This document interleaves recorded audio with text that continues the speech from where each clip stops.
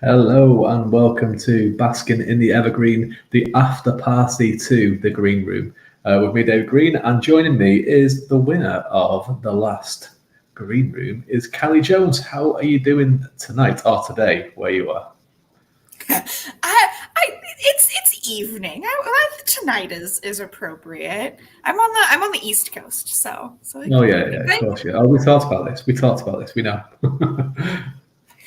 I'm doing good. I'm glad to be here.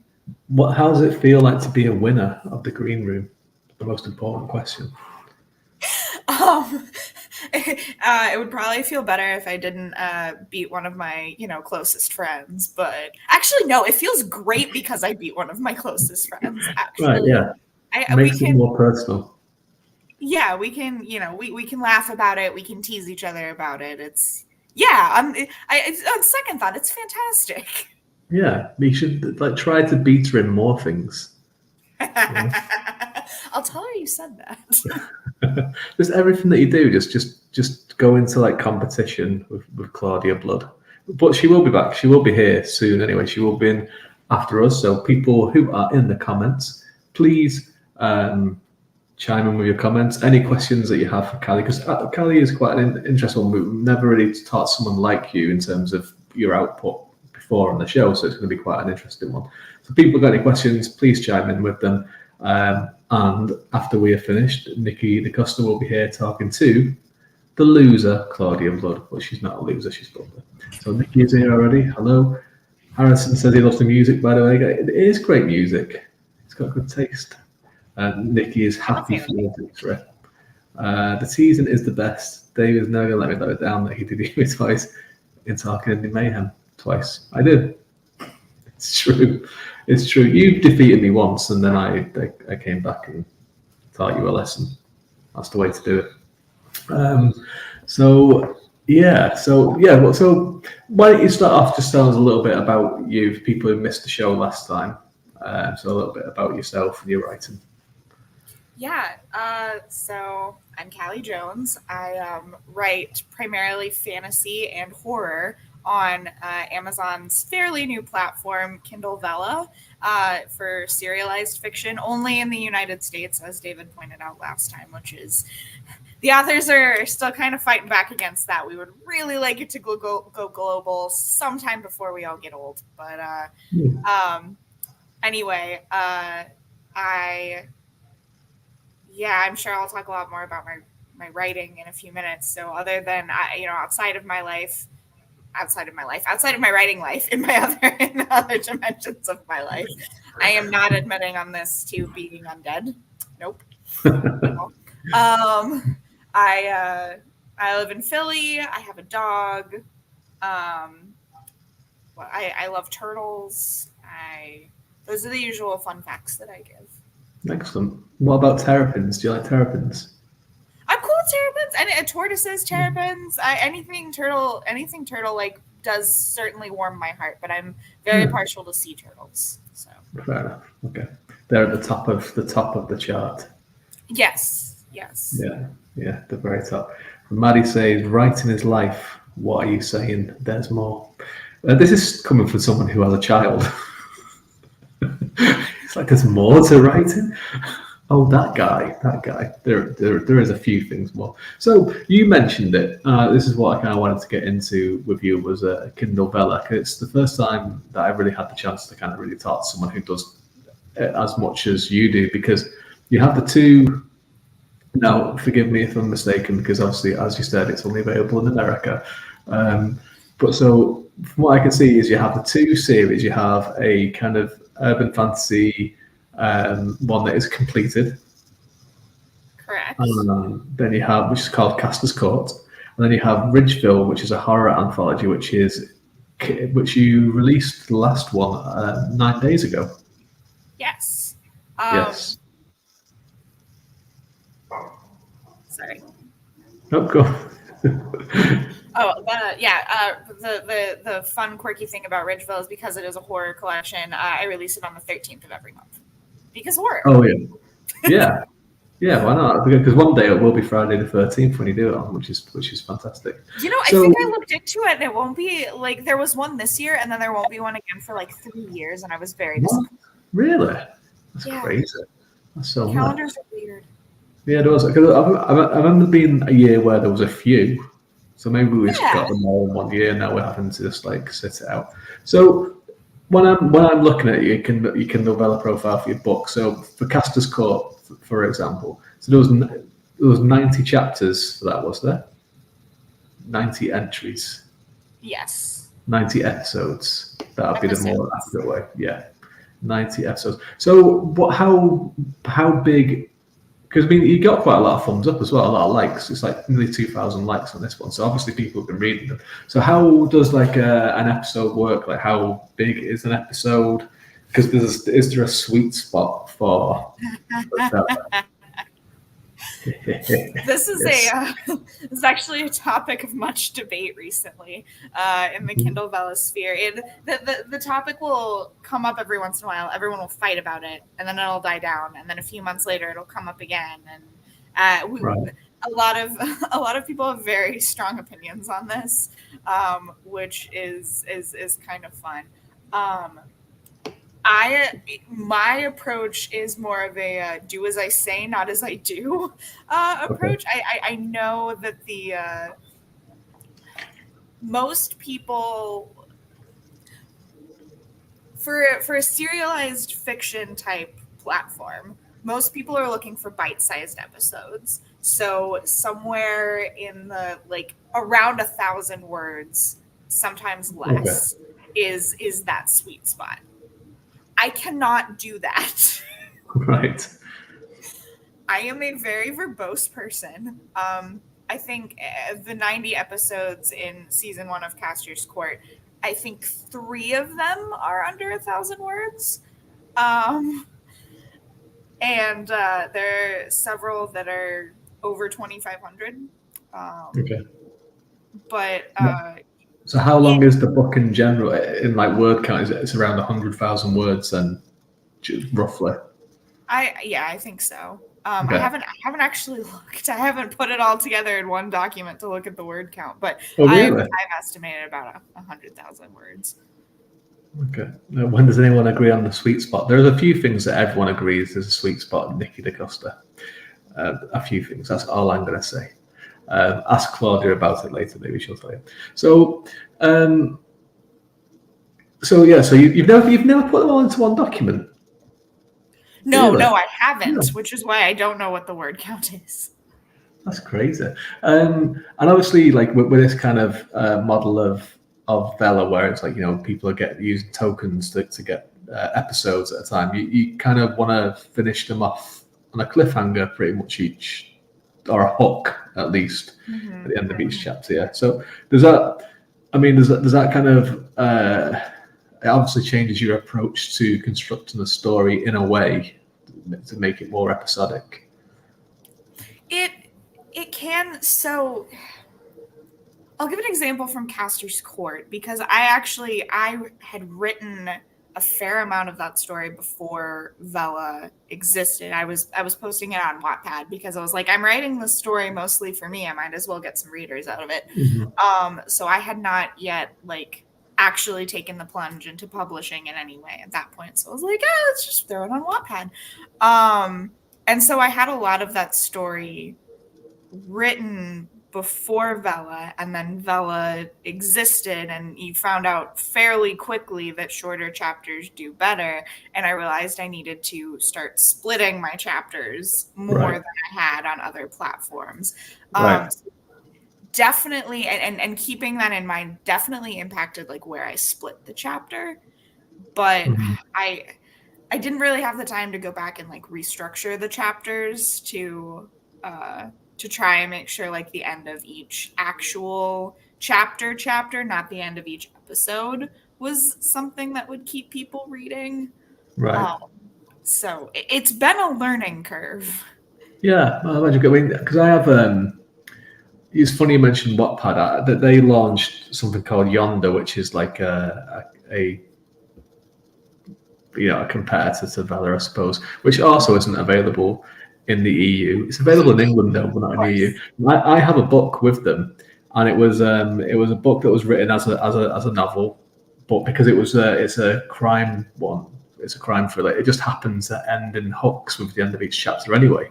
So they just took it and just divided it up and just put it on there. I don't know. I've never seen it because I can't get the app, so I don't know. People just send me photos of themselves and say people seem to like it. So that's great, fantastic. But it did start off as a novel, and it was just, it wasn't meant to be episodic. It was just the way that I wrote it because of the genre. It suited that kind of episodic kind of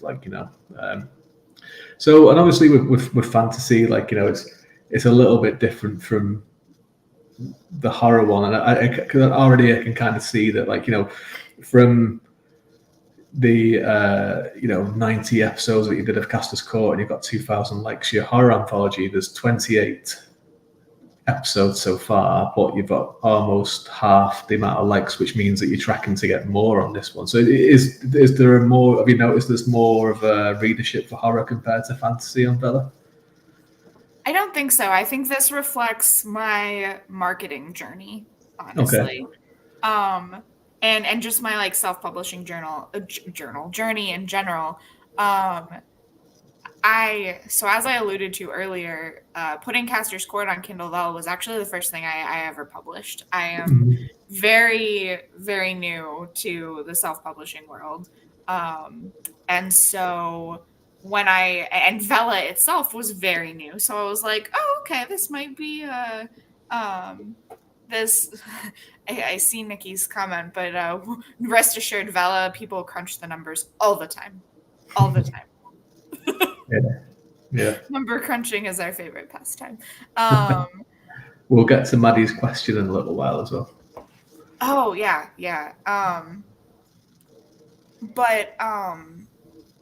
So that was kind of my first foray. I knew nothing about marketing. I knew nothing about marketing. That's just that's where it is. So I joined a lot of Vella specific Facebook groups. I kind of sat back and watched for the first several months as I watched what other people were doing and what was successful and things of that nature. And by the time I really started getting into marketing myself, Caster's Court was a third of the way out. Right. And so I, started marketing harder. I started figuring things out a little bit more. And so when I started Ridgeville, marketing was already kind of wrapped up into the plan, where it was not when I started Caster's Court, which I think is why it has, it's had a little bit more success. It's true. Well, that all the Barbenheimer stuff was pure luck as well, wasn't it? So, yeah. It was. It just, came out and everyone's jumping on it now. And, someone's going to try it for the next, counter... what's the term for it? Joe will know. He'll be typing it right now. Counter programming for when it's which they used to do a lot in the old days. The next time something happens, someone's going to try and do it on purpose, and everyone will be like, "No, this is no Barbenheimer." Right. Yeah. So yeah, because it's an interesting thing with Vella. Obviously, you say it is new. It is still quite new, and it's not available everywhere. But obviously, Amazon are trying to push people to go onto it because it's their thing, So do you get any kind of incentives from Amazon to kind of do anything through Vella, or is it just join if you want and good luck to you? Are you meaning as a reader or both? As a reader and as a because I know obviously with Audible they give you free credits once a month if you've got, what I mean? So they do the same thing with Vella as well. Did they give you a certain amount of tokens to join up or anything like that? Or? They do. You get 200 free tokens when you join. Oh, right. Okay. Yeah, which is nice. It gets you a ways, honestly. And you get also the first 3, you probably saw this, but the first 3 episodes of every story are completely free. So you can start reading on Vella with no commitment. And even if you've been reading on Vella for a long time, if you've got a new story you want to try out, you have 3 episodes to try that story before you have to pay anything for it. Okay. Which I think is really, I like that model. I think it's a great model. And switching now kind of to the author side, Amazon knows that Kindle Vella is not like royalties alone very lucrative right now. So Okay. they actually do have a lot of incentives for authors right now. We, up until very recently, we were getting paid for when people use their free tokens. Okay. We were still getting paid even if people use their 200 free tokens. I There is a very profitable bonus program. So Amazon just every month Amazon sets aside like $1 million and breaks it up to all of the Kindle Vella authors based on a formula that, going back to the math thing, there are a lot of people, there are a lot of authors on Vella who like to be, the meme with the guy with all of the lines drawn on the whiteboard, and the strings running between things. A lot of authors on Vella are like, how do I figure out the formula? It's all about the formula. Is there any skill from Audible will discuss this? But you can just break it. Indies will embrace anything. It's like this might make us some money. We're on board. Well, and that's the thing. They offered the money when they started the bonus program, which was like 3 or 4 months in. They were like, "Oh yeah, we're gonna give you money." Like, actually money. A lot of people were like, "Okay, I'm listening." That's when I started trying to figure out how to market, because I'm like, "Oh, okay, you're telling me I'm not going to get pennies from a read on my story. I might get actual dollars." Oh, okay. Yeah. Interesting. But yeah, there are people who are not like the top 20 who are in like the leagues that I kind of run in. There are people who you can make like 5 figures a month if you're really, really pushing it hard. Right. Okay. I mean, that's the trick, isn't it? Because there is like with Audible, there is, but possibly even higher. There's a higher level of entry for Vella for the reader, because one, you have to be in the country that's available in. And then there's the different type of currency and everything like that, and then it's a different type of reading as well, which is what people may not be generally used to. They'll get into it. So there's a few different barriers of entry there. Whereas, like, with Audible, when that first came out, it's just like, look, you can either listen to it or you can read it. It's essentially the same. It's there. It's everyone can get it. So it's good that they are kind of incentivizing it. So we'll go back to Maddie's question from earlier up there, if you would, Joe. Yeah, thank you. Will you stick with? I mean, obviously you're I'd say maybe not halfway through Ridgeville at the moment. So would you stick with Villa, or would you looking at like a traditionally kind of formatted novel? So the fun thing is that it's not an either or. With Vella's terms right now, you can have a story up on Vella, and you don't have to take it down if you want to turn it into a full volume book. You just have to, like, their only requirements are that it was the last episode that you include in the book was published more than, I can't remember if it's 30 or 90 days ago. I need to learn that in the next week. Yes.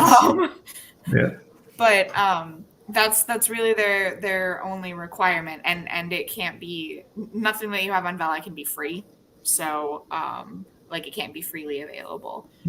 So those are like the only criteria, really. So the vast majority of people on Vella, when they get one season of their Vella project, they turn it into a book, which is I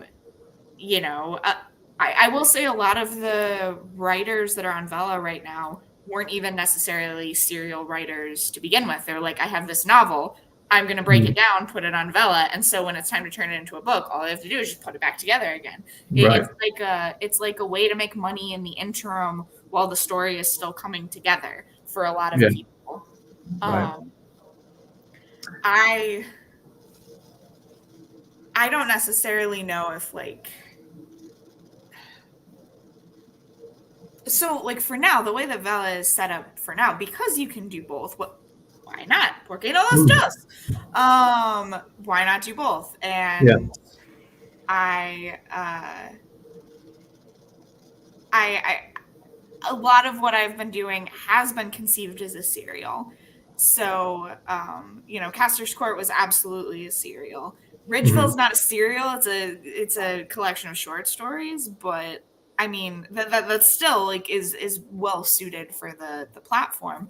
And then I have a serial in progress right now that's going to start releasing in September. That was also conceived as a serial, so it makes more sense to like go ahead and do it that way. And then yeah, we have a couple of good points there from Nikki. One of them is it's good to get the instant feedback. It can crush your soul if no one really wants it. Funnily enough, comments, we went about a year and a half before Amazon let us have comments. And we were like, it's serial fiction. That's kind of the whole point, is close reader interaction. And there were still a lot of people who didn't want comments. But there was a beta program for a while. It's list for success now. We got another good question from Maddie. We'll get to that in a second as well. I think Maddie's trying to figure out your game here. She's like, okay, right, I understand. Let's bring this up. Because like that's I would say like it's an important part of it for me would be like comments after each episode, and just as an interesting, if I was working on something that wasn't finished, but I was still kind of like I was a few chapters ahead of where they're being uploaded. I'd be definitely going like, where do they think this story's going? Right? Oh yeah. And that is one thing. That wasn't since the beginning. Around the 1 year mark, they gave us polls, and the polls are really fun because you can ask. Oh, it must have been earlier than 1 year because my first Ridgeville has a poll. All of Ridgeville has a poll, and I started with that. A little before the 1 year mark. Anyway, the polls are really fun because you can ask, where do you think the story is going? What do you like about do you like this character or did you like this character? Or what I've seen a lot in stories that I really like or are, that have multiple arcs going at the same time is like, which arc do you want more of? It's really good to get that feedback about like what parts of your story are most interesting, what parts are readers most engaging with. It's, are the hints I'm dropping working? Right. It's like a pool of extra beta readers. It's fantastic. Yeah, exactly. And also, like, which character is your least favorite? It's like, which one can I kill off? So we got they put the system out before it was supposed to come out because that's what Amazon does. They were treating everyone as like beta people for it, basically, weren't they? But it's good that they gave me some good money for it and everything like that. So, Maddie had the question there. So, do you finish the serialized stories before you put them up? Because obviously, Castor's Court was finished, wasn't it? And you just split it up. No, it wasn't. No, it wasn't. Okay. It was still in progress, but it was probably about the first season, which is where it is right now, and probably where it will stay. I don't know if I'm going to continue it, but was probably about 3/4 done when I started putting it on Vella. And obviously, Ridgeville is a collection of short stories, so it's basically just like when you're working on them, that's it. There's it's none of it is finished yet when you're working on it. Yeah, and like I said, I try to put one story out a month on the 13th, and so I have that goal. And so, I've tried to loop into my writing time enough time to write and edit a story a month in order to put that up, in the pattern that I do not have much backlog with Ridgeville right now, which is not my favorite. But with So I mentioned I have another one that I'm working on that's going to start releasing in September. And with that one, I am aiming for a massive amount of backlog. Things I know about myself. One, I'm pretty slow at writing and editing, honestly. Two, I'm anxious. And so like having a nice backlog is very helpful in order to make sure. And three, I really like my schedule. So if I have to deviate off from, I said I was going to post this every week. If I have to skip a week, it's going to devastate me. So even if nobody notices or cares, I will notice, I will care. So the other thing about the one that I'm writing right now is, so it's a story about a college student who wanders into an interdimensional coffee shop and decides to become a regular there and blog about it. Oh, excellent. So I've decided to tie the episodes there to like actual, so each semester is going to be a season, and I've decided to tie it to like the actual American school year. Okay. Because it makes sense, it's like she's blogging this in real time. So if I have that kind of schedule, I can't really skip. I can't pause it, wait for more backlog, and keep going. Like I'd have to make her take a semester off or something, which isn't ideal. So she had a family emergency in spring, and there was no episodes. Exactly. So I'd rather avoid that if I can. So that one is releasing in September, and at the time of it will start releasing, I should have 2 full seasons drafted, 1 full season edited, starting on the 3rd. So, which is like stuff. 60 episodes. Wow, that's great. And I mean, it's not that far away either. So, definitely people that are listening, go and check out Calley's profile on the Novella. I mean, we could talk about this quite a lot. I mean, we've got another question there from Joe, who what's one thing you would like to see Amazon improve with the Vela system? I think most people's biggest priority now would be make it international. You've worked out a lot of the kinks. Go get the more people. Why not make more money? Right. Yeah, I mean, even if they just because Yonder isn't available in the EU because of data protection issues on which they're trying to work out, but it's still available in England because it's not part of the EU anymore. So you'd think that they could probably just do it in England as well as a test just to see, and then they could do it in other places. But who knows why Amazon do the things they do sometimes. I had a question about that, and we'll move off from Vela, from how Vela works, unless people have got any more questions they want to ask about Vela. Please pop into it. But you mentioned before about how once a season is finished, you can, after a certain amount of days, be it 30 or 90, you can release it as a book. Does that have to stay exclusive to Amazon now, or can you release it wide? It does not. No. You can. I mean, a lot of people put it on KU, in which case it does have to stay exclusive to Amazon, obviously. Yeah. But if you don't put it on KU, nope, there is no exclusivity. We don't even have exclusivity on Vela. So without the 90 days to put it into a full book, if you wanted to put out your stuff at the same time on something like the same episodes out at the same time on people are doing Ream, they're doing later press, things like that, so they can reach the international audience. That's totally fine. It just has to be behind a paywall. Oh yeah, that's because you don't want to cheapen the thing. That's quite flexible, which is quite surprising. Yeah. So with the I mean, you said that you're quite new to publishing. So when did you start writing Casper's Court? 84 years ago. I mean, I did hint earlier at being undead, so it could be 84 years ago.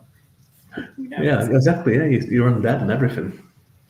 No, it actually, I also have a habit with toying with stories in my head for a long time, or making them, oh, this is a just for me story before I start thinking about actually releasing it. So I started writing Caster's Court in 2015, Okay.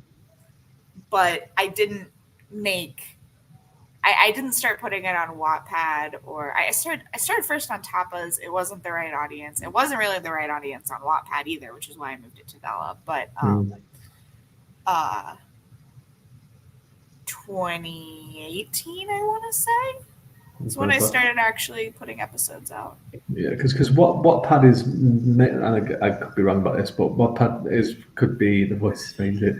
Wattpad is made like fan fiction sort of stuff and that kind of thing, is it? Like more aimed at romance and fan fiction and Yeah. Yeah. Which obviously we'll come to that about how much you hate romance very, very shortly. People that watched The Green Room, Calley hates romance. So yeah, I don't hate romance. I just don't want to write it, and I should be allowed to not write it. That's fine. Yeah, it's fine. When it's first starting out, I describe people that then it can crunch the algorithms. Claudia says she hates it. Hi, Claudia. And she knows it. She knows. So yeah, so you started it properly dove into it in 2018, and then so when did you kind of? I'm just trying to kind of figure out like when you got to the point where so it probably came out on Vella what in end of 2020 and beginning of 2021. Somewhere outside. Vella July 21 is when. Yeah. So when did you get to the point where obviously you said before that it was about 3/4 of the way done? Where did you get to the point of it where it was like, you know what, I'm gonna go with this instead of like finishing it and looking at it as like a a completed manuscript? Why did you kind of come up onto that decision for it?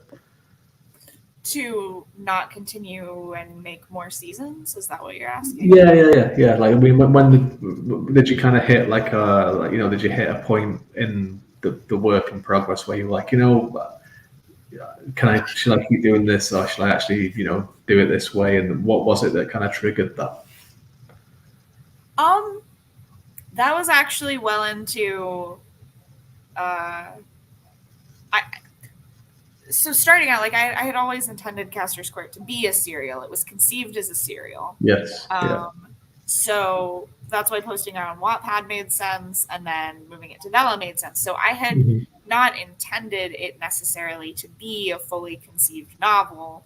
I definitely thought about releasing it as such after it was on Vella. I'm like, oh yeah, I can have each season as its own volume, like a lot of people are doing. But so how do I say this? It didn't really give me, I didn't really get the readership out of Caster's Court to have enough return on investment to continue writing it right now. That could change in the future, which is, I can always go back and add more. And I do have, trust me, I have many seasons of plotline in my brain. But it didn't, get quite enough traction to warrant me continuing writing on it. So horror is amazing. She's saying nothing about your fantasy though, which is like a backhanded compliment. She's like, horror is amazing. Yeah, you're right, Calley. Caster's Court was awful, but your horror. No, I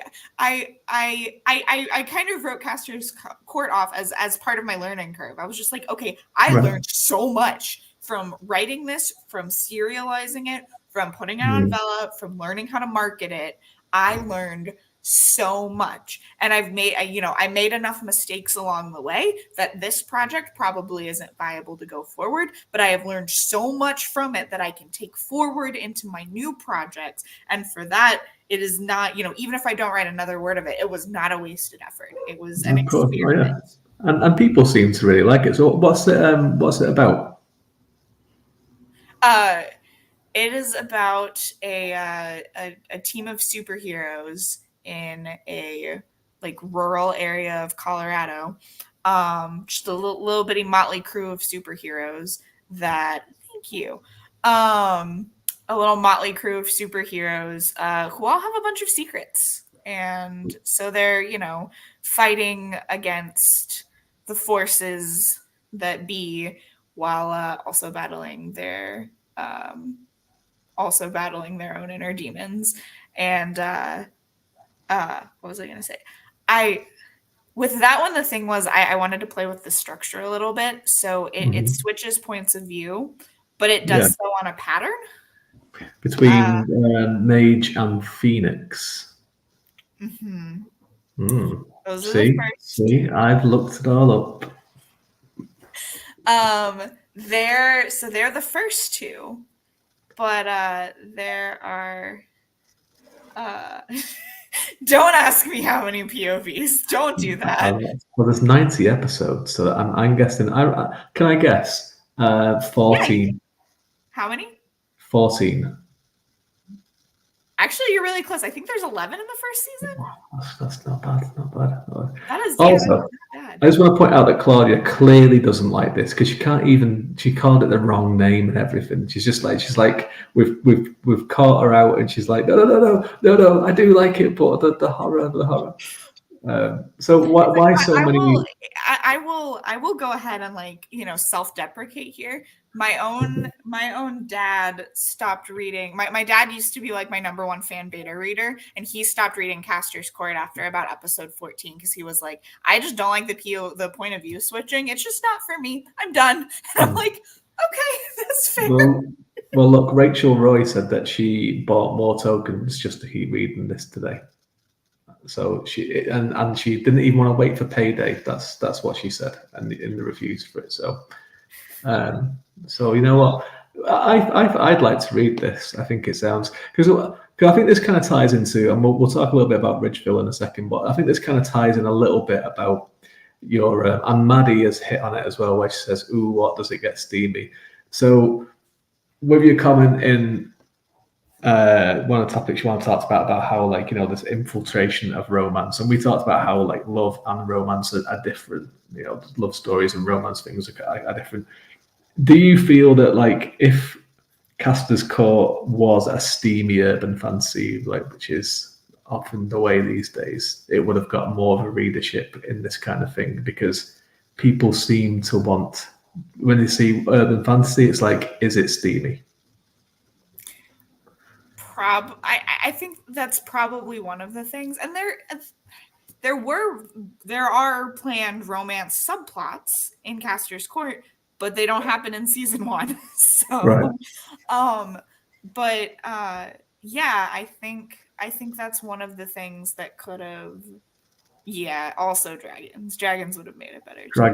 Yeah, because I have an urban fantasy series, and there's love stories in it. There's a central love story, and there's love story between there's romantic love, and there's love story between people and what have you. But there's no romance as it would be trope romance, and it's not simply steam. But so it kind of whenever I see people sharing it in urban fantasy groups, people are always like, is there spice? And it's like, no. I'm like, oh, right. No. Okay. And so it can just be urban fantasy, right? That was my whole rant. Can it just be urban fantasy? Yeah. I don't. Do they have to get steamy? Yeah, I agree with that, Nick. Yeah. See, David has potential to go steamy. I would totally jump on the boat to see some between Colleen and Brina. Well, that's the epic fantasy. So this is what I mean. That's what fan fiction's for. True. That would be on top of Joe's Motley Crue reference, which made me laugh. It would be that would be a great that would be a great rebuttal when everyone's like, where is the romance? I want the romance. Write me the romance. Yeah, just go and do it. Just I'll bring them up to a certain point, and then my story will cut away, and they can take it from there and do whatever they want with it. I did give you permission. Go for it. There is a couple of in the next book there is an actual sex scene in it, but it's tasteful. So, but anyway, it's not steamy anyway. And it's going.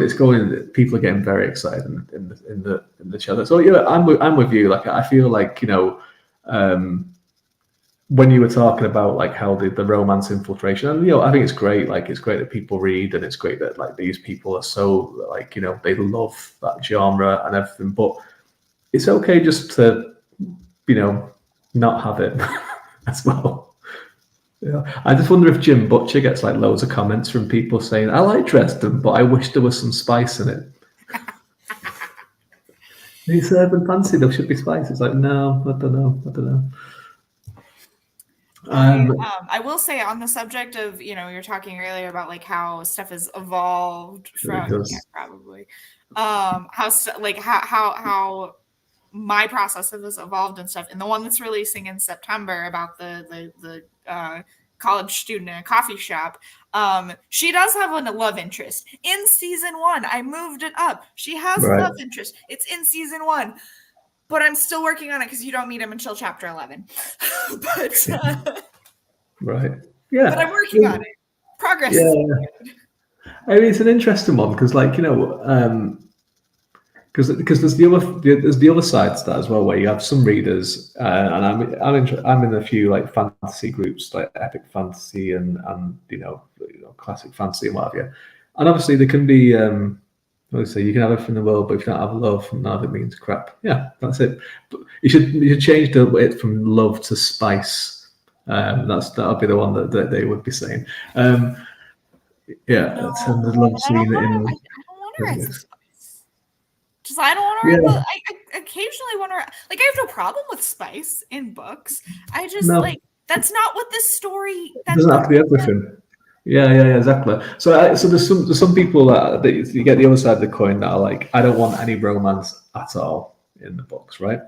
And like no romance. And I see a lot of them. It's like I was enjoying this book, but then there's like a little romance subplot comes in, and I don't really like it. And it's like, well, there's people are human. Like the people are human. They're gonna have feelings and emotions to each other. But that's why I kind of think there is a difference between. Hey, Lord of the Rings has some great love stories in it. Beren and Luthien in the whole Legendarium is a wonderful love story. But that's the thing, there's a difference between love and romance, I think, because generally in love it's like, you have people that will fall in love with each other and it's kind of, there's no challenges to that. It's just like the challenges aren't like the tropes of will they, won't they, or anything like that. Whereas romance, sometimes there is that thing where it's like, it has to have these certain tropes in it to be romance, and it turns some people off as well. But people seem to love it. So the question is, I suppose, is there romance in the Ridgeville horror anthology? Did you throw loads of spice in there? No, I mean I've got a couple of broken relationships in there. I've got a. I've got a couple of instances of spousal murder in there. Oh, excellent! Well, murder's always good. Former romance. Yeah, and Claudia Blood says that your horror is excellent. I thank you for the ringing endorsement. It makes my heart smile. Yeah. So I mean, you've always been a fan of horror as well as fantasy. Cause obviously, I mean, there's overlap between fantasy and horror anyway. So was that something that you're always wanting to kind of explore with your writing as well? Spousal murder is fun. Sure is. It is fun. I have so I was counting. I was like, in what I have now, how many instances of spousal murder do I have? 2 of the 8 stories I have out right now, I think. Anyway, actually, Claudia is gonna laugh because she's heard this story about 97 million times and was here when it happened. But horror was not a thing for me until 2017. Okay. I was always like a fantasy writer, only wrote fantasy, only cared about fantasy. And then I entered a short story competition just for fun. And in the short story competition, they assign you, like, it's done in rounds. In the first round, they assign you a character, a subject, and a genre, and you have to write it. And horror was on not the top, but like third or fourth of the list of genres I did not want to get. And I got it. And I wrote it, and it came out halfway decent. Actually, the most recent Ridgeville story is the one I wrote for that contest, or for round one of that contest. So after being, edited and refigured and stuff, but so I was made to write horror, and I was like, that turned out okay. Like, that was actually kind of fun. That was an outlet for all of the demons in my soul. It's great. But I was like, okay, that was a fun exercise. Then round two, I made it to round two. Round two came around, and they assign you, it's the same kind of thing. They assign you another character, another subject, another genre. I got horror again. And I was like, the universe is trying to tell me something. That one that I wrote, still probably my favorite horror story that I have written. It was a sign, you're right. Still one of my favorite horror stories that I have written. Has been made into the first story in Ridgeville, actually, because I really, really liked that one, and I was like, okay, this is great. And so for the third, I made it to the third round. You got to pick your genre. I was like, I'm doing horror again. So it gave me 3 horror stories. And after that, I did an NaNoWriMo where I just wrote horror short stories the whole month. And I was like, yes, now this is okay, cool. This is great. Yeah. And the comments have all gone into, they've gone from spice and fanfic. I'm wanting to write a lot of fan fiction about character shipping to spousal murder. And yeah, it's all gone a bit great. It's kind of chaotic in there, actually. I think that's what happens when this mix of people. So that's good. And it's it's an interesting one in terms of, like, with horror, you get to kind of experiment a little because again, there's a lot of different things you can explore, especially in the short story collection. You don't have to just do like spousal murder in every single one. You can go and do different things. You can do like more psychological. You can do more like kind of splat. Is there anything that you is there any kind of subgenre of horror that you wouldn't kind of tackle in a short story collection? Or I really do more like the psychological side. And, that can accompany violence and gore, and I'm okay with it, i.e. spousal murder. But I did, for that nano where I tried to write,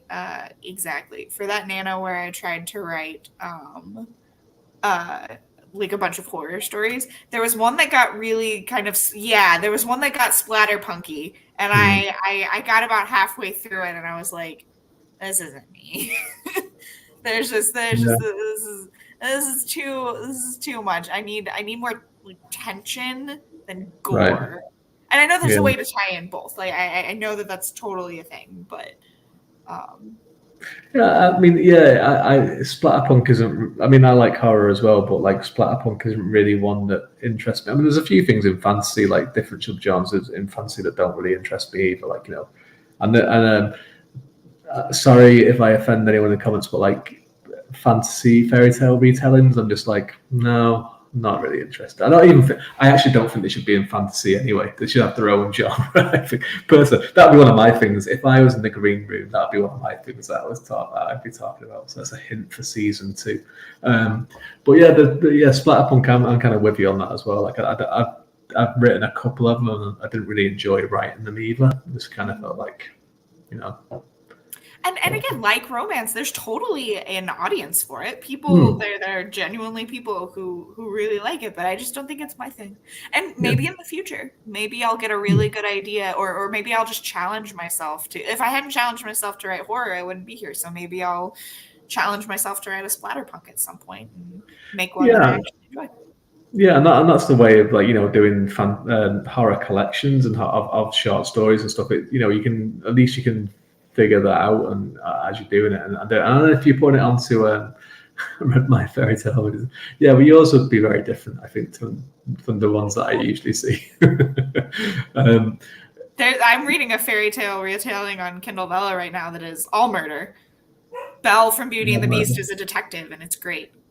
Oh yeah, that's good. I mean, I'm more kind of like I suppose again that this is like kind of bashing romance, but it's kind of like the romantic fairy tale retellings. It's like, aren't they romantic anyway? It's just like, I'm not really sure what's the difference in it, but yeah, I think if you've got a unique spin on it, that's cool. But that's the good thing with bringing like doing a short story collection like Ridgeville with Vella is that you can.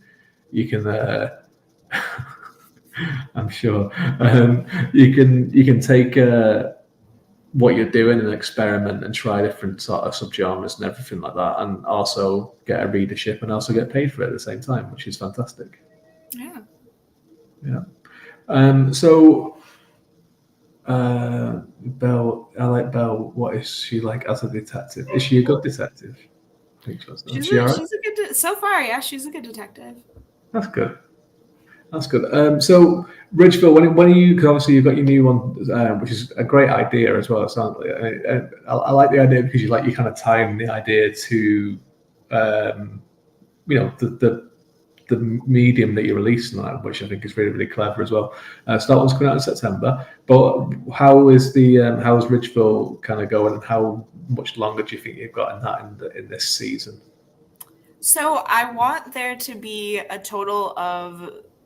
So as you can see, there's 27 episodes. 28.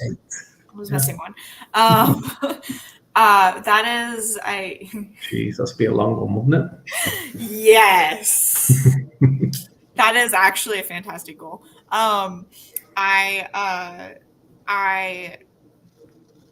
So those 28 episodes are, I think, in 7 stories right now. I'm not going to waste time counting, but it's 7. I think it's around 7 or 8 stories. I want to get to 13 stories. Because again, I'm going to play up the 13s. I want to get to 13 stories and publish that as a volume. Mm-hmm. So you're looking at like 60 to 70 kind of episodes altogether, and if you're kind of the same kind of level as what you're doing at the moment. Yeah, probably. Yeah, that sounds like a good one. And then would you continue that as like a season 2 as well, and just because you seem to enjoy it.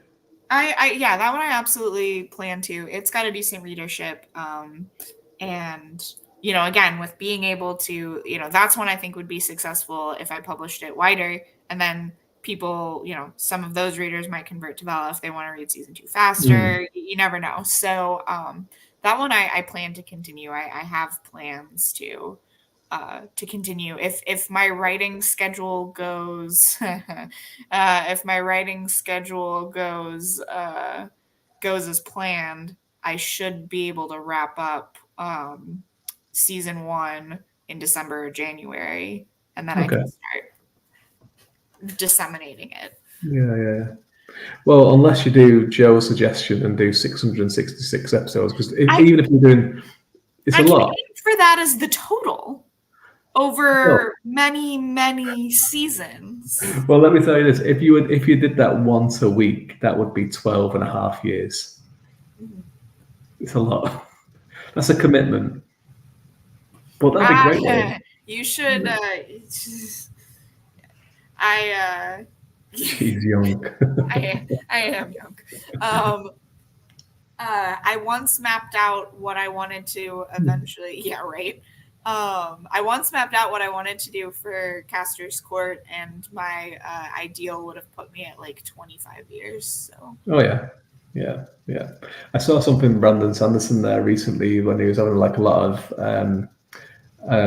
articles done about him. He was talking about his Stormlight archive, and he was like, it's taken a little bit longer than what I thought it was going to be. So, but I've got a plan now, and I'll release the last one when I'm 70. And it's like, geez.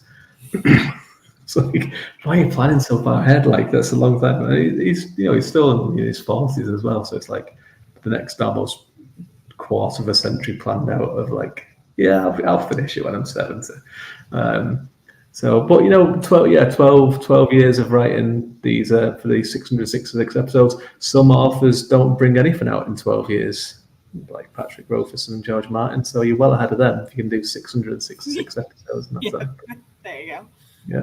Well, thank you so much for coming on and for. I hope maybe you get some semantic episode right.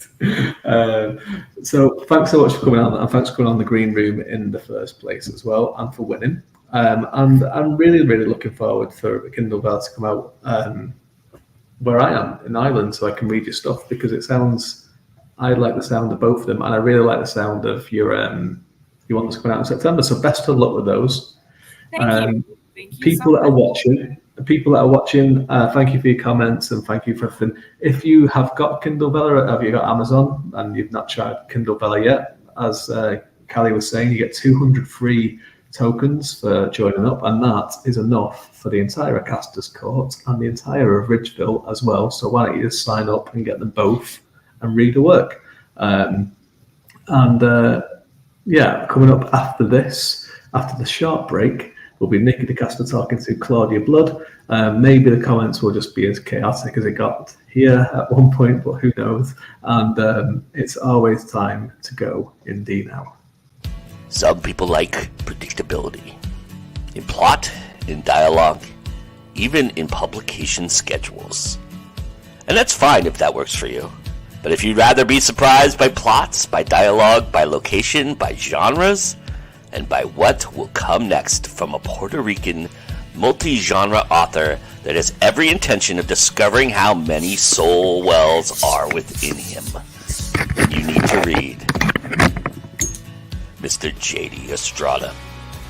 Estrada doesn't know how to bunt and won't settle for a single. If the fence is there, he's here to hit beyond it. You can delve into the Human Cycle series, where you can discover just how much we've been lied to as humans.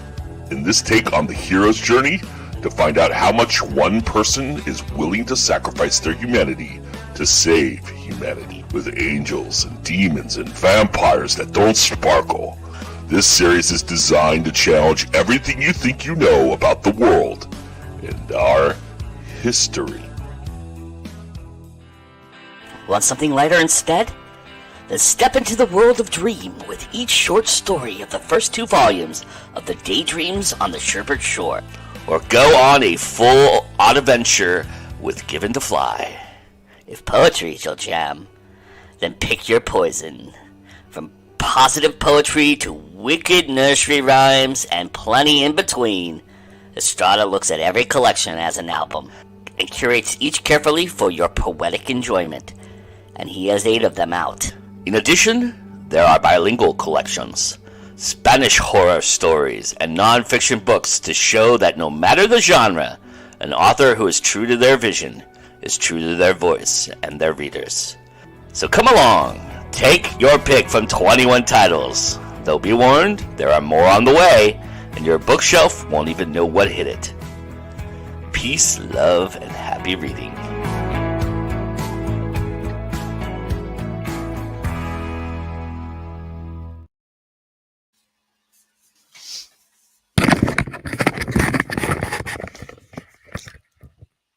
Hello! Look at that. I got just the nick of time. Joe's probably like, where are you? Hello. Can you hear? Yes. Can you hear me? Uh-oh. Are we having tech difficulties again? Oh, I muted this tab. I'm sorry. Okay, good. Let me unmute this. Can you hear me now? Yeah, it's me again.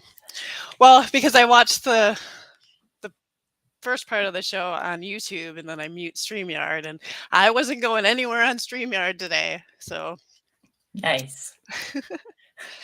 So hello, Claudia. Hello, Nikki. Welcome. How are you? Thank you for coming back for Basking in the Evergreen. And for those who might not know you, do you want to just tell a little bit about yourself and the books that you write? Yeah, I'm a sci-fi and fantasy author. I also have a paranormal suspense. I do not write romance, dibs to Calley. But I've got 4 series out there: Renegades Rising, Relic Trilogy, Supernatural Detective Agency, and Merged, the Merge series. Mhm. Yes. So I'm kind of all over the place. Oh, well. Yeah, and you've gone wide too. So I Yes. was curious, like, what your Yep. experience has been with that, and how long. Like, did you start out in KU and then decide to go wide, or I always went been wide wide? right away. The Big Brother thing with Amazon worried me a bit. So I've only dabbled with this last series with trying to make it KU in the beginning and then switching it over to wide. Mostly because I was like, oh crap, I'm not ready to publish in everywhere else. Okay, we're trying to KU. Yeah, there's a simplicity to it. There definitely is. I actually started wide. I did the opposite. I started wide, and then I was like, this is too much to keep track of right now. It's a lot. So It's a lot. I'm Yeah. gonna go in KU and focus on my writing and, the chaos of life and everything. Yes. So, But the problem with like the whole eggs in one basket thing, I don't know how you get over it with one big vendor who could just change their mind about anything that they do, and then suddenly you're screwed. And I just that makes me nervous.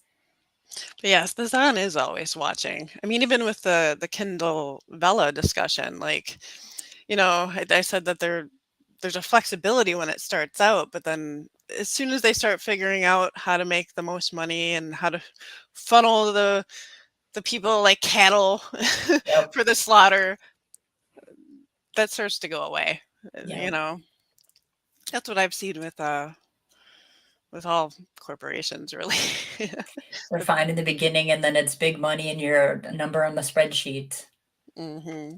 Yes. Nope. So I guess my first question would be, what are your thoughts on how the green room went? Do you think David's decision was fair, or are you now one of his many nemesis out for blood? See, I'm As it so were? like, whatever, it was fun. I'm glad Calley won. She likes being, I was about to say center of attention. Sorry, Calley, but she does. So it's okay. And I don't. So it's very good that she got the hour and was able to do that. And I think it's really hard with those questions too. Like, how do you compare those two things? Some of them are apples and oranges. So it's just, am I lying? Sorry, Kelly's just like, hey.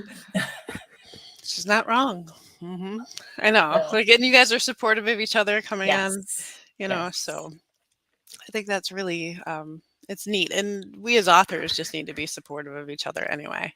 Absolutely. This stuff is hard enough. So if you can get your friends and, lift each other up whenever Support each possible. other.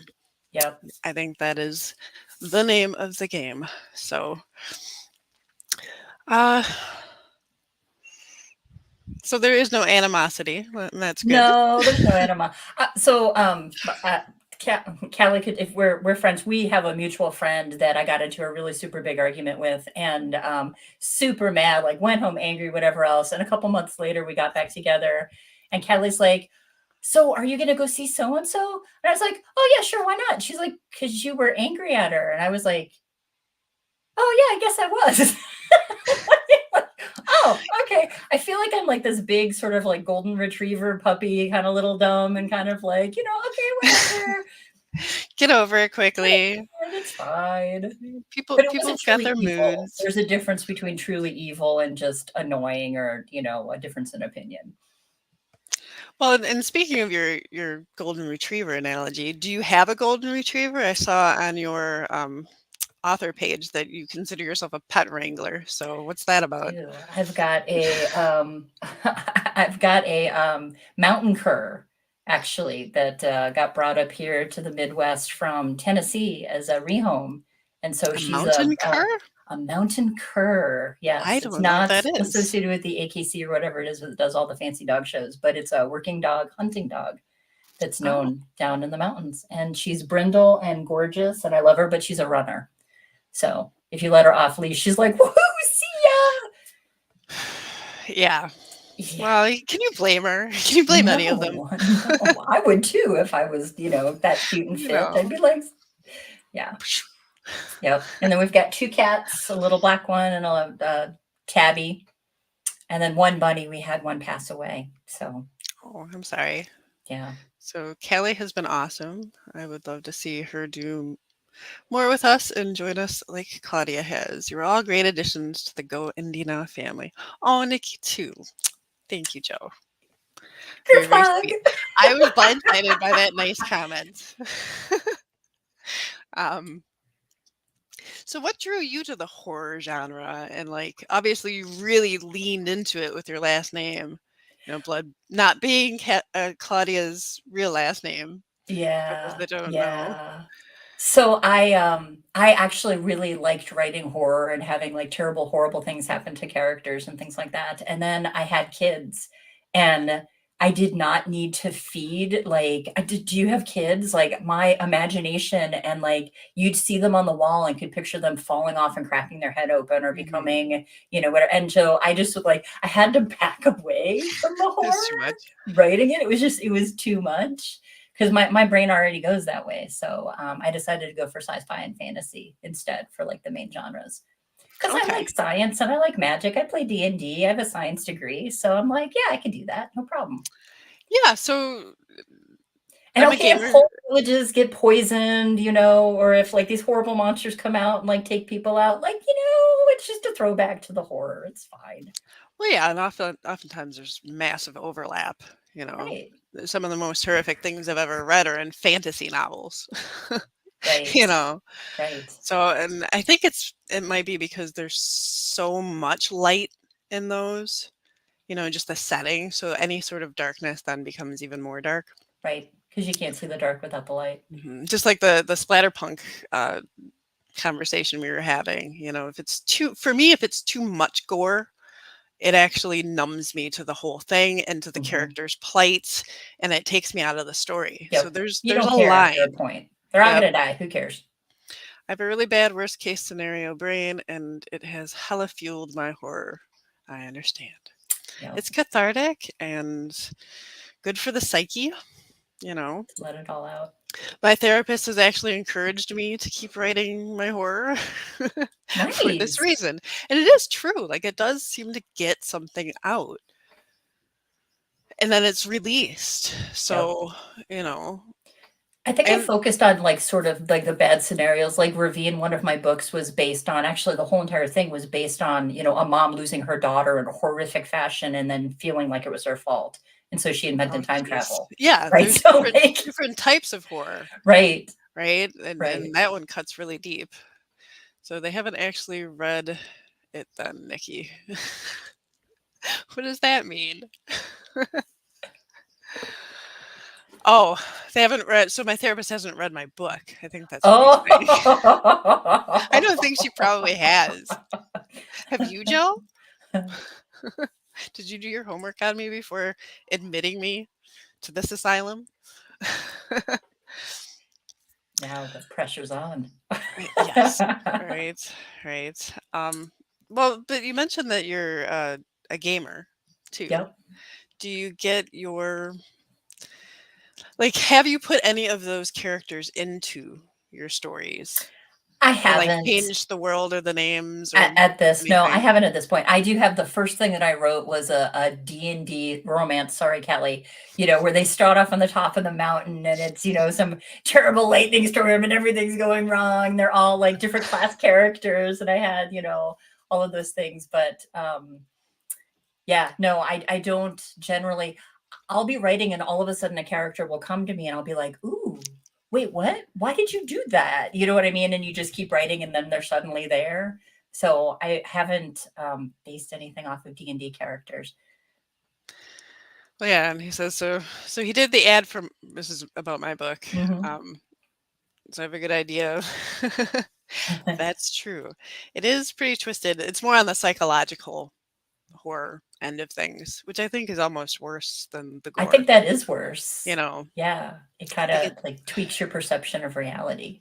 Yeah, and there's a lot of reality warping going on. So, but it has been cathartic. So, you know, I think there's really something to be said for that.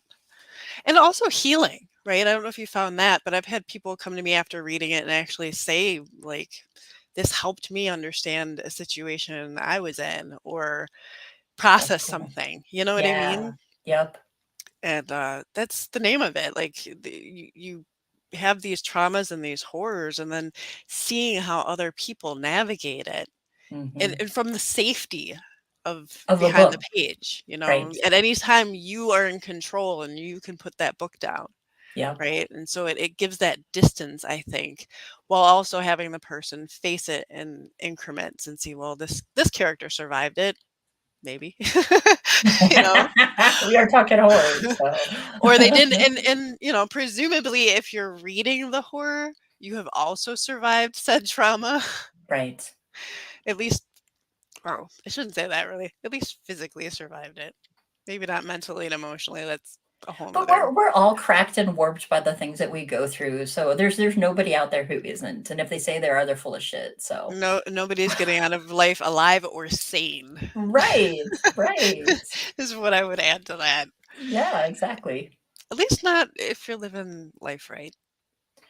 That's what I would But say. even not experiencing things can be its own trauma, right? Like if you don't get out there and there's like the whole I mean, I'm so like I was thinking about helicopter parents for whatever else. So your kids don't experience things. They don't go in the yard. They don't, go play in the swing set. They don't break Yep. some bones. They don't go in the woods. They don't fall in the creek. What do they learn? Nothing, right? They don't figure out their own bodies. They don't figure out how to navigate the world. They don't figure out how to be themselves. So that's almost worse in a way.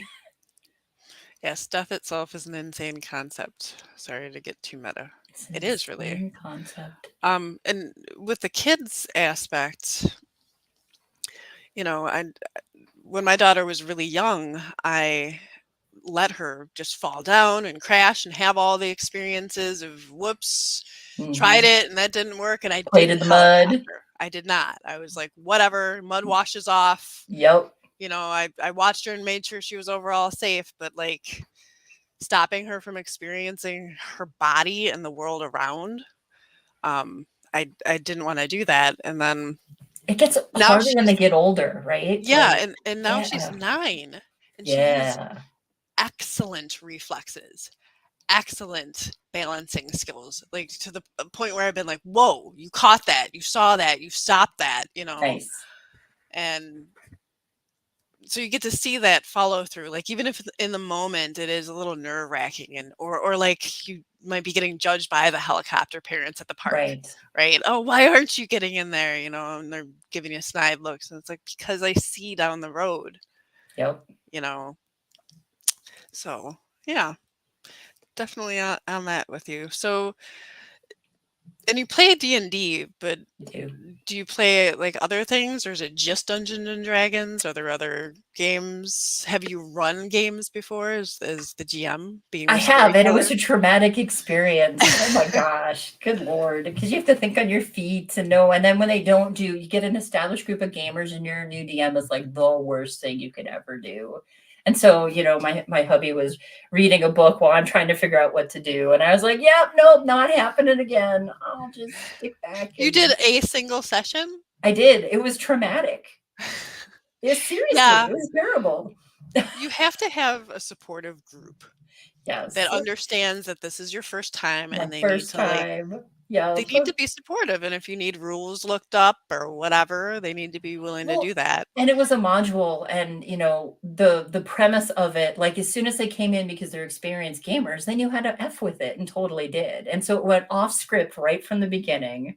It was like, No, see, and and you're that's trying your to like problem. bring it back to that. I'm like, oh On the one hand, I can respect that, yeah. as a seasoned gamer, but on the other, like, you gotta work with You're like, the new play it, GM. come on, I'm new. Just You like, have to. It's an yeah. asshole move. It's an asshole move. I'm I calling out mean, your old game group right now. I still game with them. I just don't DM. Oh, well, see? Yeah. And then you'll get the people who be like, I always have to run. I'm always running the game, and it's like, well, are you fostering the next generation or another type of GM so that you can play? Right. No, they're usually very like controlling or want to fuck with you just to fuck with you. Oh yeah, where they're really like out to get you. We have a couple of times where there's been sort of like the rule thing where you have to like go look at the rule, and the answer is, look, the DM's right. Doesn't matter what the damn book says. In this session right now, DM is right. Move on. Well, and I wonder too if you might do better without a module, to be honest. Yeah, maybe. You're a creative storyteller. I think a module will Maybe. put you in a box. It did, and it was a weird box. I don't know why I chose that one, but because it was, first level or whatever. But So I encourage you just to have some opening notes and then say, what if? Like, that's the best part about storytelling orally in real time with a group of friends. yeah, Possibly drunk.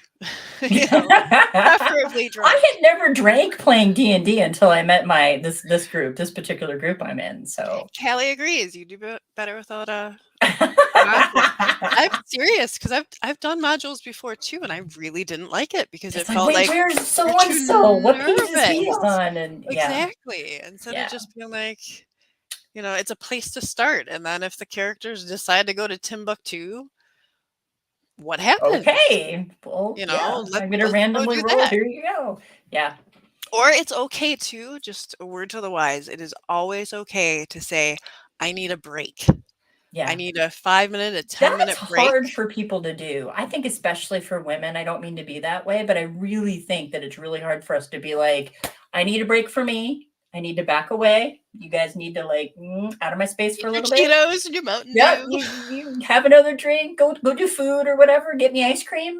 That works. Or I have also escaped into the bathroom many a time. Right. Okay, give me a second. Gotta go. I gotta go. Nikki, you coming out? Yep. No. Yep. Oh my god. You know how awful I am at improv, and even I was sort of able to DM without a module.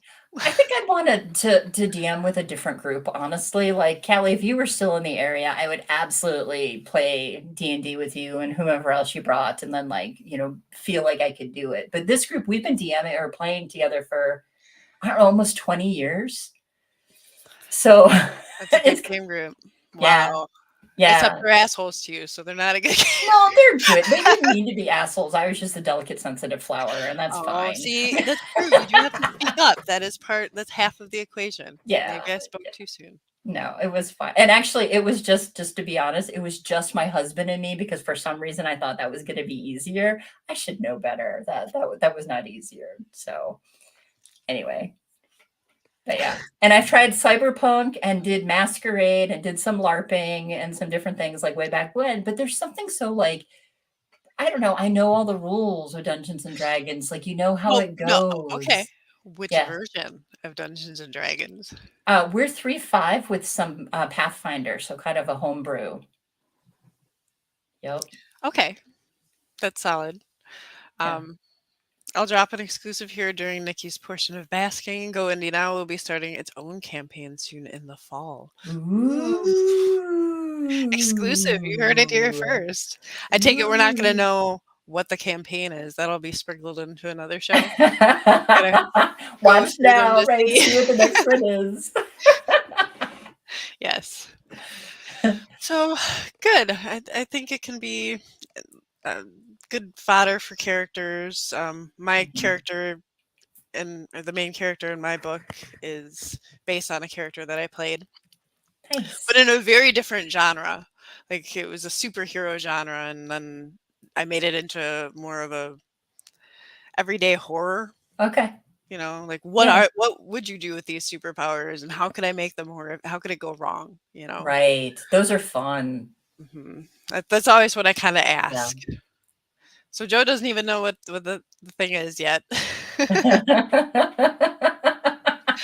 I am a huge Vampire the Masquerade fan. It was fun. So fun, so easy to pick up. Yeah. And I like the 10-sided dice shaking together. The sound that they make amuses me. That was the one that I LARPed. Is that funny? We had a group in South Dakota, and we did a LARPing thing on Masquerade. And yeah. And the problem is I'm like a smart ass when I'm feeling comfortable. So then, of course, my mouth goes off, and they're like, "Are you playing right now?" And I'm like, "Oh, yeah, I know." Or you got to be like out of character, right? Right. Yeah. Character. Yep. Obfuscate. Nice. I know a little bit. I never actually LARPed, but I know a little bit. I'm LARP adjacent. We would bring some of the LARP stuff into our tabletop game. Yep. Be like, what does Nikki think about whatever? And I'd just be like, obfuscating. Fun. And you had to touch your shoulder because otherwise we had a GM who would take what you said and make it canon. Make it right. And you'd be like, right. And I'd be like, I'm so screwed then. Yep. That's good. So, in addition to being a gamer, you were also a Dresden fan, and he is a gamer, right? So let's thread that together. Yep. So I'm kind of interested. Like, did that have an influence on your writing? Because he's been going for quite some time himself. Yeah. And you have several series. Did he inspire that? Did your D&D in groups inspire that? The series that you chose to do. Yeah, okay, so this is gonna sound super dumb, but like the one series was inspired by a dream that I had. Like I get these scenes in my head, and they cause books or series to happen. So like they do, because you're like, what the hell just happened? So I had one scene where I have this dude who's walking down the street, and there's like a werewolf and a vampire, and like he's going up to this big tall building, and he walks through this like little security gate like they have, and it beeps and hollers, and it says, "You're not human anymore. You can't come in." And he thought he was, and he's like, "Well, what the hell happened?" Right? What a way to find out. Right? Like, and they draw their guns on him, and they're like, and I'm like, huh. So that inspired the first book for the Merge series. Like that, like, how did they get there? Exactly. Yeah. So let's see, Calley had said that she got in trouble for metagaming too much. Right. Yeah. I hated metagaming as a GM. I'd be like, do you know that? Like, yes. Or does your character, or would your character know that? I would always be like, no, let's rewind. Yep. I would do exactly the opposite. I would like take it back. So Damien Poiter, host of Second Life on Geek and Sundry, always gets a question in their live chat asking if he is really a vampire or just playing one. Can they buy that bridge I have for sale? Like, is that okay? Yes. I don't think I have a single story that was at least partially inspired by a dream. Yeah. They are. I mean, they're subconscious, really, right? Yeah. Coming to the forefront. So that makes sense. And I do a lot of daydreaming and then the story kind of fizzles, and then I try the next one and the story kind of fizzles, and I have so many cheater stories, it's not even funny. So. Uh-oh. Yeah. Cheater romance, spousal murder. Spousal murder. Yes. Yes. Yes. The inspiration for my story was actually well, it's a lot to it, but like the little snippet, like you just said, was actually, I remember being at school and seeing this girl. I was on the fence, like with some friends talking, and I just saw this girl jump off the fence on the other side and go running to her boyfriend's muscle car and get in and take off. Ooh. And for some reason that just stayed with me, and it, blossomed out from there. And she looked just so sad when she got in, like things were just not okay. And oh no! Did she end up dead? I don't know. I didn't know her at all. I had no idea. I never saw her again. But for some reason that stuck with me, and I like extrapolated out from there. Yeah. Obviously there's a lot of me in there too, as all of us. But right. Yes, cheater romance leads to spousal murder. The subgenre. That reminds me, Claudia, remind me later to tell you about the cheater horror story that's been bothering me lately. So we'll do a lot of, do you want to hear what I'm cheating on? Like, and then we'll go through this whole big Or like explanation of whatever. cheating on your cheating's current work on my in current progress. whip. Yeah. And then I'll be like, here's this beautiful, and she'll be like, that's really cool. You're going to write it. No, it's all in my head. It's not going anywhere. It doesn't have that thing that makes it be writable, right? Like it didn't make that cut or whatever to turn into a thing. There's still something missing, an ingredient or something. I don't know. I need to do that to procrastinate from one to the next. Feel like, oh, I'm procrastinating writing this one. So let me go over here and procrastinate, but at least I'm making progress. It's okay. Once you get past a certain number, though, you're kind of like, hell, you forget about them. Like I have a half story. I don't know how many half-started stories I've got that I actually started writing. And then, I don't know, had an ADHD moment and wandered away. Yeah. Yep, totally understand with the procrastinating idea. I have actually seen it be a thing because sometimes I'll be doing short stories and I'll not want to do the short story and I'll go back to my whip, Nice. So that's exactly why I write multiple whips. See? We're not crazy, at least about that. Well, yeah. I would not go that far. About that. So do you have a routine? Do you have like music that you have to listen to? Anything like that when you write? A schedule? Are you the opposite of Calley on this as well? And oh yeah. Oh, we're total opposites. It's really funny that we're such great friends because like I'm like the random writer and I don't have a plan, and all of a sudden I go, oh crap, I have a deadline coming. I better write. Oh yes. One time I opened a folder of unfinished ideas at my writers group and you wanted to cry. There were so many. There's hundreds. Literally hundreds and hundreds of just different, like, it can get out of control then. Yeah. And I may or may not, like, do you ever look through them just because you're like looking for something that you're missing and you'll like randomly read an article or you'll look through your unfinished stories and be like, oh, that's the piece, that's what I needed. Yes. Yeah, because they'll marinate back there, Yeah. and who knows how they come out. I've got one that I really want to write, and I don't know what's stopping me. Lexi is the point of view character, and she's you find her in an alley thinking she's going to be high, basically, and is not high and can smell the pizza, and she's got this thing in the neighborhood, and like there's this whole big thing with it, and I totally want to write it. And do you ever get that thing where you're not quite sure why you're not writing it yet? It must be you're not ready. Yeah, and there's a season for these things, right? Right. It's almost like if you're processing something, it has to wait to come out. Or I have the experience quite a bit too with books. Like, it took me 2 years to read Mad Love, which is Harley Quinn's serialized story, and I just finished it up recently, and it had such resonance with some current stuff that I'm going through now that I was not 2 years ago when I started it. Right. And I looked at that sideways. I'm like, it felt really profound that I don't finish it up until now. You know what I mean?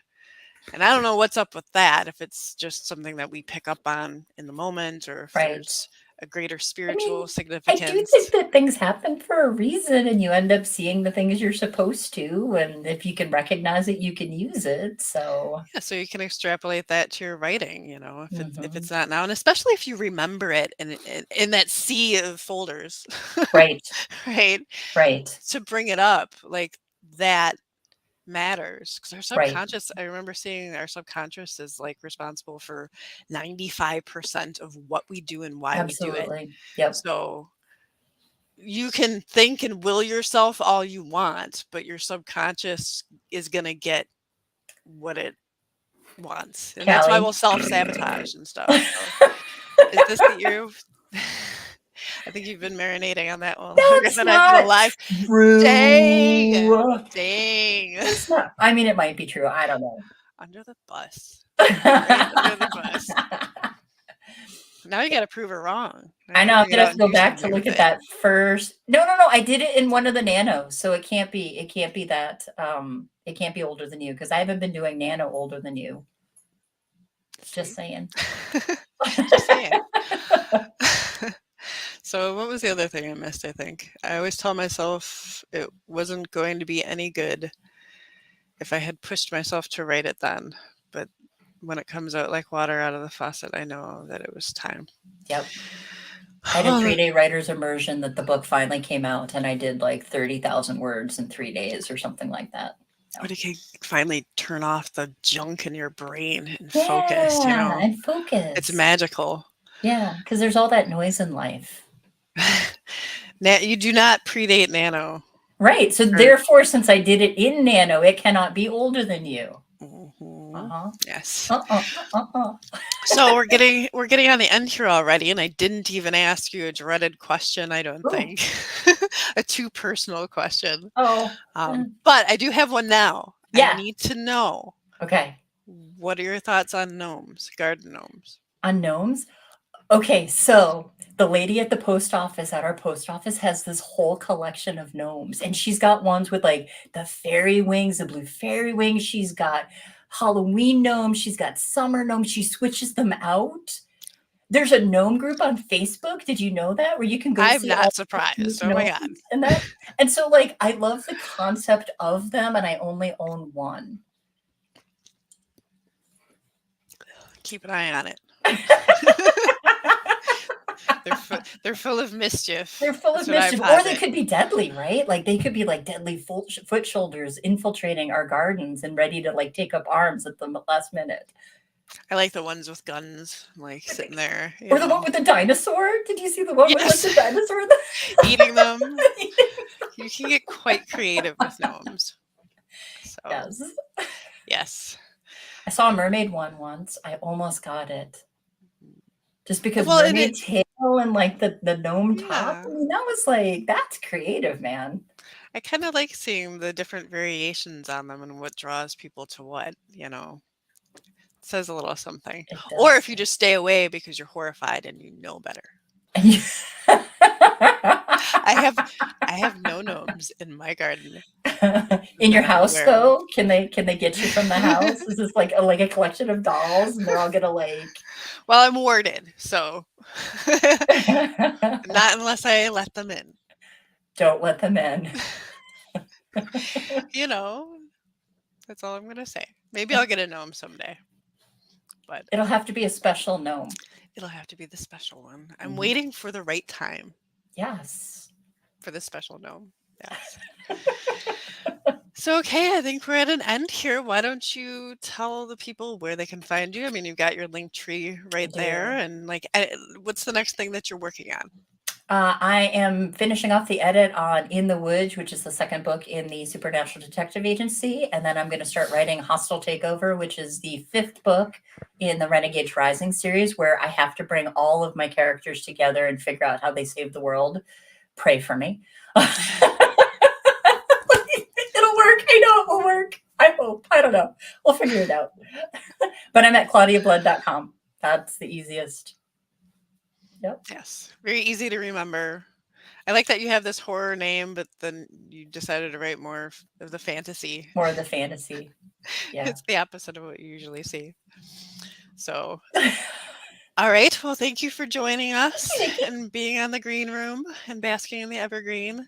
And thank you to the audience and the people in the chat too. It was fun. Wonderful, wonderful evening with you all. It's always time to go indie now.